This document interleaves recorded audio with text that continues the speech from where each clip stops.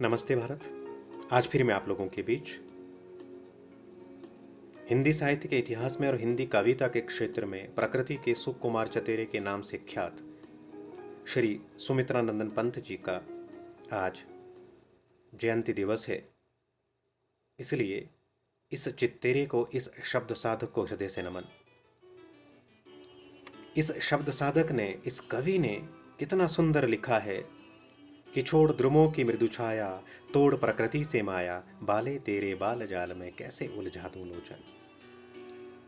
और यहां लगता है कि कवि ने जो कहा था कि कल्पना का सत्य सबसे बड़ा सत्य है मेरे जीवन में, वो इन पंक्तियों के माध्यम से चरितार्थ होता है। इतना ही नहीं, ये पंक्तियां सत्यम शिवम से सुंदरम की ओर अग्रसर होती है।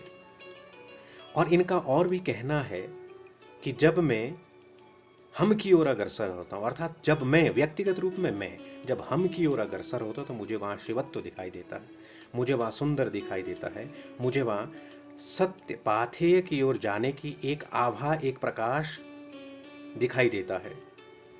और इनका और भी एक मंतव्य रहा है कि जब तक मैं रूप का विश्व देख नहीं पाता तब तक मैं इंद्रिय चित्रण कर ही नहीं सकता। कहने का अर्थ है कि काव्य में रूप के विश्व का दर्शन करना बहुत ज़रूरी है। जिस काव्य के साधक के पास रूप का दर्शन नहीं है वो सुंदर का वर्णन कर ही नहीं सकता, वो इंद्रिय चित्रण का वर्णन कर ही नहीं सकता। इसलिए प्रकृति के सुंदर और कोमल भावों का वर्णन जितना श्री पंत जी ने अपनी काव्य साधना और अपनी काव्य यात्रा के माध्यम से किया वो बेजोड़ है।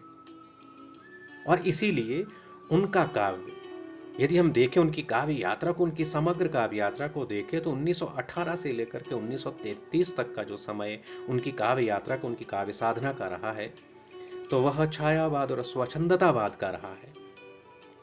और 1934 से लेकर के 1940 तक का जो समय रहा है वह समाज और यथार्थ से जुड़ा रहा है कि हमें समाज में रह करके यथार्थ को कैसे ग्रहण करना है, यथार्थ में हमें कैसे अपने जीवन को व्यतीत करना है। ये इन 6 वर्षों के कालखंड में हमें पूर्णता दिखाई देता है श्री पंत की काव्य यात्रा। और 1940 के बाद का जो उनका काव्य संसार रहा है, उनकी जो काव्य यात्रा रही है, वो अध्यात्म और रहस्य की पराकाष्ठा रही है। अध्यात्म और रहस्य के उस सर्वोच्च शिखर तक पहुंचने के लिए श्री पंत ने जिन शब्दों को, जिन साधना को उन्होंने आधार बनाया, वे अपने आप में सर्वात्म भाव की द्योतक रही है। और सर्वात्म भाव कैसे? क्योंकि सर्व आत्मा, विश्व आत्मा, समष्टि, जयष्टि, परमेष्टि, ये उदात्त तत्व हैं इस सर्वात्म भाव के। क्योंकि व्यक्ति जो है वो व्यष्टि से अपना जीवन प्रारंभ करता है और व्यष्टि से समाज, समाज से फिर समष्टि, तत्पश्चात वो समष्टि के बृहत्तर भाव से आगे जाता हुआ वो परमेष्टि की ओर अग्रसर होता है। तो वहाँ हम सर्वात्म भाव के दर्शन पाते हैं काव्य में श्री पंत के। यहाँ देखिए कैसे एक छवि असंख्य उद्गन, एक ही सब में स्पंदन, एक छवि के विभात में लीन, एक विधि के अधीन।